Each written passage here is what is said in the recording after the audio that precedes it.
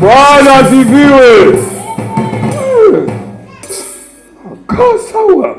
Yesu hajakuokoa kwa bahati mbaya. Mungu ataleta watu majeshi kwa majeshi. Unaolewa alafu unaanza kujuta. Eti jamaa unaolewa alafu unaanza kujuta. Mtu mmoja tulimwambia omba maombi ya namna hii. Eti mwanaume anamkimbia na mwanamke.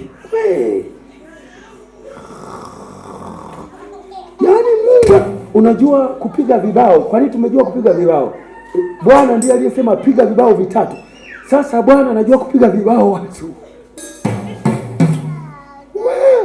Huko aliko vibao vya ukweli. Unashangaa mwanaume amekimbia amerudi anasema leo nimeota ndoto ya vibao. Kuna mtu alikuwa ananipiga vibao usiku.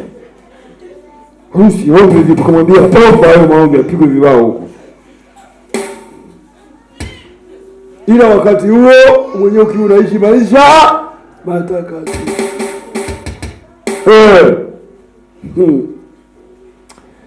Sije maombi yao nafikiri